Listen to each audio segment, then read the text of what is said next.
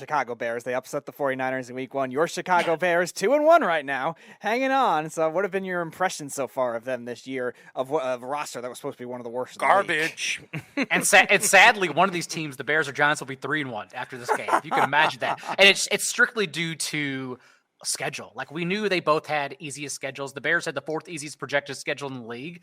But to have the fewest dropbacks, the fewest pass attempts, only 23 completions through 3 games. Absolutely insane. What's funny, though, is that their offensive line is still shit pass protecting. They're awful. But run blocking, they're actually very good at what they do. They're averaging the 7th most yards before contact and creating holes. They're 9th in Football Outsiders adjusted line yards, which tells you like the actual gaps they're creating. And they're 12th in ESPN's run block win rate. Like, they're very good at what they do. And Khalil Herbert is very good at what he does as well. And so Justin Fields has been terrible against man coverage, and we know that's going to happen in this game because Wink Martindale is still sending the highest blitz rate in the league right now. But also, with the Bears having yet to attempt 17 passes in any game so far, I don't think they need to pass at all in this game. So I don't know what happens. I don't know if the Giants or Bears win, but I do think the Bears still have tremendous success running the ball in this matchup. They are a joke through the air. They really are. But also, again, they're so good on the ground. I think they could still win this game. So I don't know what's going to happen, but yes, I still like Khalil Herbert in particular to have success. Week 4, any bets that you like for these very wacky weeks we've seen so far this season? I've kind of given away a few of them already. I like the Broncos money line. I like the Eagles to cover. I also like the Cardinals. That's one I haven't talked about yet. Baker Mayfield has been an absolute joke. He's 33rd in completion rate from a clean pocket, like without even pressure. And his completion rate actually goes down when he's under pressure, 43%. We've seen the Cardinals up their tempo, I think because they even realize how the lack of talent they have right now. But like they're leading the league in no huddle rate the past 2 weeks. They've upped their pace and neutral game script when within 1 score. So they're actually firing more plays off now. And honestly, and getting healthier, JJ Watt at full strength. They're going to get Marco Wilson, their top cornerback, back this week.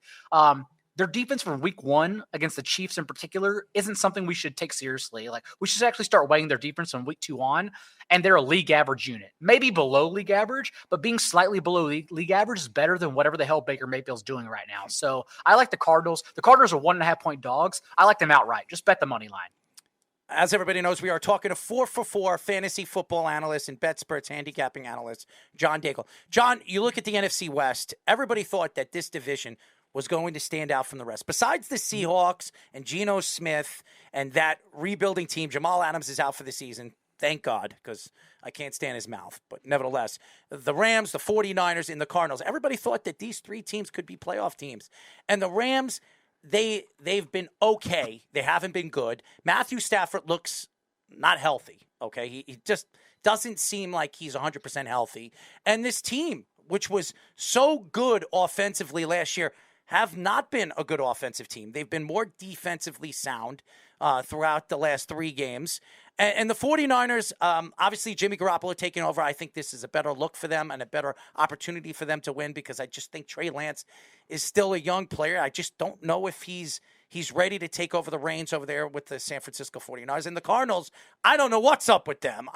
Kyler Murray doesn't shut up, and when he opens his mouth, it seems like he seems Baker Mayfield-like. He just seems like he throws himself under the bus. And if I was somebody else's teammate, if I was his teammate, I'd just tell him, yo, Kyler, just shut up and play. You have such a big mouth.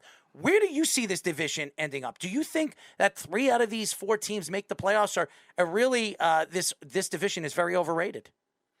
The issue is that the entire NFC is overrated, and I think we kind of knew that. But the fact the Rams, as you mentioned, are regressing, even though I still have faith in them. Like, even last week, only to throw 25 pass attempts, and the box score really didn't show it, but they had 2 red zone fumbles and a dropped end zone touchdown. Like, they should have honestly scored 40 points in that game. So I don't really worry about the Rams, but the issue is the NFC's wide open. That's why I still think the Vikings sneak into the playoffs. And that's why I still think, honestly, the Rams come out of this division. I have zero faith in Geno Smith long-term. His completion rate is so high because he's just dumping the ball up essentially. Even DK Metcalf has become more of he's not really being used in the slot, but he's more of a slot receiver, and that they're dumping off passes shallower to him. I still like Tyler Lockett in fantasy too, by the way, over DK Metcalf. Lockett has the higher target share the past 2 games. But overall, it's just a wide open division. And so I'll just keep going back to the Rams, who have more faith in their personnel, because the 49ers, we know what they are. Like, they've already shown us who they are with Garoppolo. They have a limited ceiling, and maybe that's enough to get them to the NFC Conference Championship, but it's still a very limited team, honestly. Losing Trent Williams, also the best left tackle in the NFL, is very worrisome for that offensive line, young developing players on their interior. And so, yeah, I actually still, I believe what you said. Like, I agree, and that the Rams are worse this year, but I think the division is so bad and the conference is so bad that it doesn't matter. I still think it's the Rams that comes out of it. So what about future bets for the rest of the season? Any value that you like right now, being that it is a kind of a wacky year? The Broncos, I still think, are interesting to win their division. They're plus 350, and they have the easiest schedule. There's a lot of reason to believe the Chiefs just aren't the elite offense they were. If Patrick Mahomes tends to look around now, again, if he doesn't see Travis Kelce open, and like he doesn't see Juju Smith-Schuster or Marquez Valdes-Scantling open either, that's the problem. And so, like, losing Tyreek Hill has mattered the past 2 games. And so I just wonder if, like, this is not like an explosive offense whatsoever, especially one that just dumps off the ball most of the time. Mecole Hardman's their deep threat, like Mecole Hardman. Come on. And so, yeah, I actually still like to bet the Broncos to win the division. Wow. And then Eagles going to the Super Bowl. I know y'all don't like to hear it, but if you look at their schedule, the toughest team they play, I genuinely think, is the Saints. And that's not even a tough team for the rest of the season. We knew they drew the easiest path, but like how good they're playing, plus their schedule now, makes them a serious contender to at least make it to the Super Bowl, because it's just so soft the rest of the way. So Jalen Hurts MVP down from 40 to 1 at the beginning of the season. Eagles to finish with the best record in the NFL, given their schedule. It's that soft. And so, yeah, I think those are my favorite future bets. Well, first of all, if you know who I am an Eagles fan over the years. I'm a Jet fan, but over the years, the Jets have been so bad.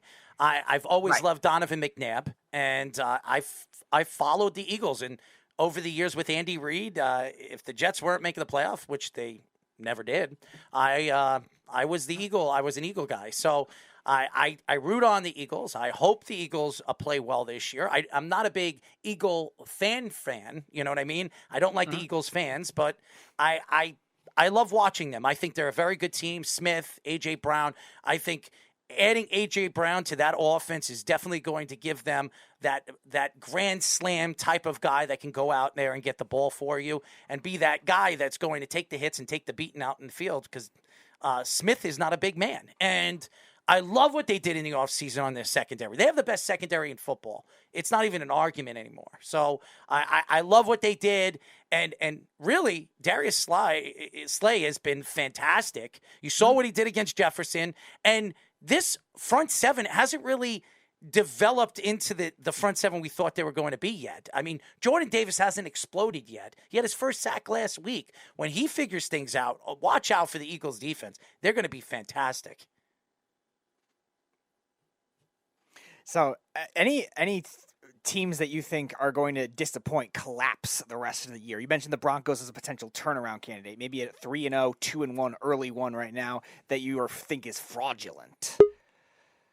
The Colts and Titans, I still question, because they're kind of hovering around the AFC South right now. No one's thinking twice about them.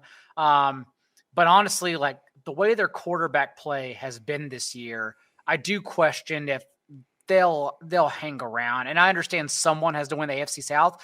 And even though we've already talked about betting the Eagles this week, I think Jaguars are still the best team to come out of there. So if you can get plus odds and the Jaguars win the division, I still think that's it.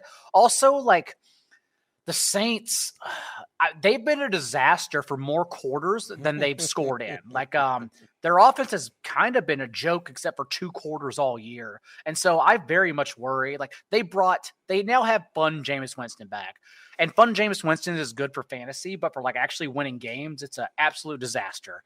He's launching the ball at the 6th highest rate in the league, 20-plus yard downfield, or a top 6 rate. And like the completion rate, it varies, honestly, because he's not a great deep passer either. And so, yeah, I would look for ways to bet against the Saints. The Bucs have not been fun.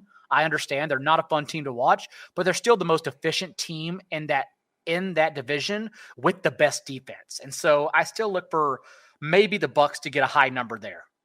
We are talking to 4 for 4 fantasy football analyst, BetSperts handicapping analyst, John Daigle. Last question for me, and I think a lot of people think Buffalo is the best team in the AFC. I've never thought that, okay? I love Josh Allen. I think they have the weapons. I question their running game. Maybe they make a trade at the trade deadline. Maybe they go after Saquon Barkley. A lot of people believe that the Giants might be willing to do something like that, and being that Dable's there and the GM's there, maybe that happens. Who knows? Who is the favorite to come out of the AFC in your eyes? I do actually still think it's the Bills, but I've never bet it because the AFC is murderer's row. That's where all the good teams are. You have to get to the playoffs, and then it just becomes coin tosses between Joe Burrow, Josh Allen, Patrick Mahomes, Lamar Jackson. The list goes on. And so, I actually just think it comes down to the playoff bracket more than anything. I will be looking to bet it again once the bracket is released, and we'll know how seeding works out. But, right now, I just generally don't think it's worth betting any Super Bowl futures because even last year, remember, Chiefs and Bills, even if you bet it correctly, it didn't matter. It just came down to who had the ball last. And I understand overtime rules changed, but that's what these teams are now too, because the AFC is so good and all the talents in the AFC. So rebet it again when we get to seedings. John, we really appreciate you joining us. We'll definitely get you on a fifth time before the season's over. You give us so many good takes to move forward in fantasy and what your thoughts are going into week 4 for the NFL. We really appreciate you joining us. I genuinely enjoy joining you boys. And then, yes, just reach out. I'll be happy to jump back on. How's your fiance, or I'm sorry, your girlfriend? She's very happy. She's doing well in life. Well, I appreciate you asking. She's with you. I mean, you seem like a cool, down-to-earth guy. Is she a sports fan? No, not at all. She does not like sports, but that's okay. All right. So at least by the next time we get you on, we'll see how many weddings you go to. Our counterpart, Ryan Noonan, who I know you work with, we had him on the show, and he was telling a lot of good stories on that. And I think I liked one of the tweets too. Too many weddings. I went to 4 this off season, and when you have friends that are both younger and older, you get the friends that are getting remarried and the friends that are getting married at young. And you don't have to go to these things. I overnighted, I red-eyed. I did a draft with an industry draft with Jake Seeley of The Athletic, Andy Behrens of Yahoo in New York, and literally overnighted to a wedding in LA the very next morning. You're crazy. Well, my friends are crazy. Tell them to stop getting married. That's my point. Fantasy football weddings. You're next, buddy. You're next. Maybe. We'll see what happens. John, thank you for joining us. Thanks, boys. Have a great night.